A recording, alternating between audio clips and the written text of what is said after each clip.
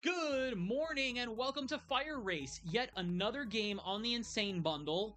Okay, thank goodness. This game actually works without touch controls. After doing a kitchen game that would have worked better with touch controls, and then Dino Gotchi, which only worked with touch controls, this time we can actually use the controller. I see it looks like 30, I'm guessing, stages and challenges? 1, 2, 3. Wow, it gives us no tutorial. Okay, so the D-pad, follow the arrows and complete the laps. You know what? I've seen games like this, like, in the NES era of video games. Use B when turning a corner to gain speed.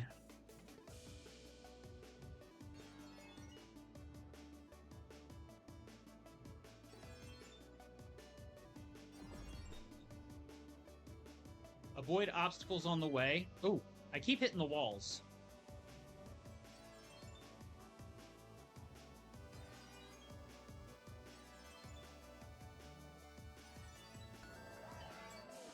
All right, that was kind of weird.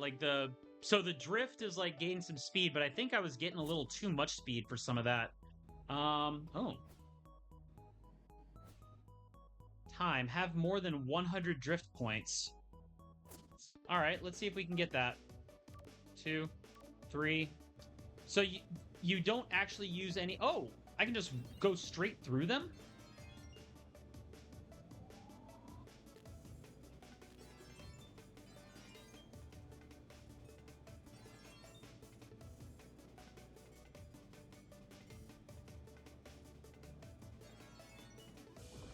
All right, there's one. I definitely lost some ground there. Ooh.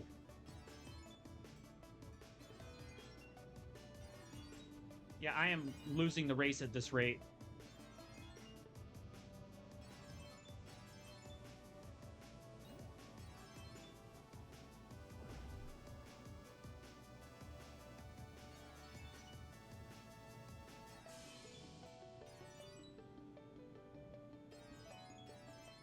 Ah, jeez.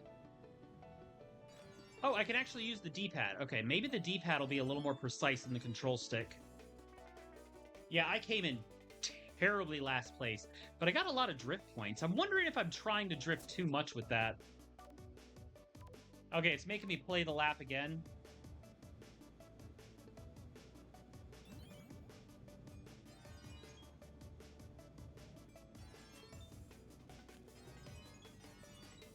I keep hitting, like, every wall.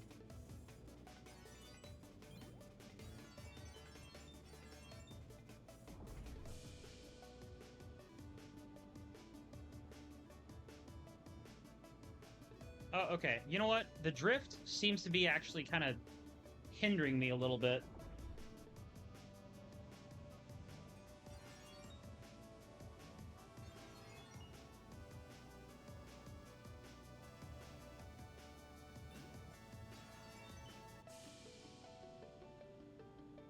Okay, I actually came in first that time.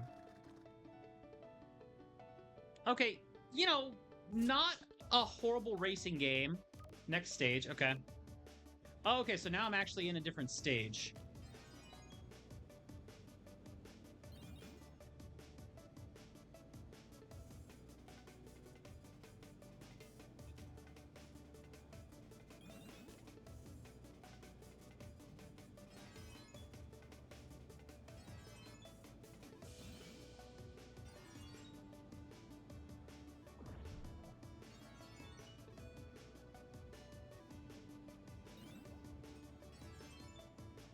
All right.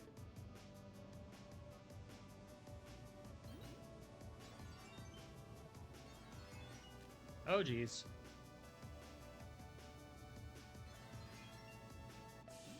All right, the drift was getting a little wild there. Oh, but I managed to squeak ahead of those guys a little bit.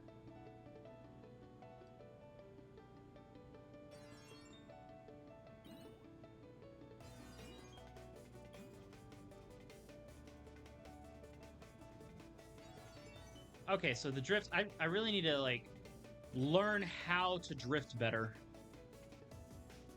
There we go.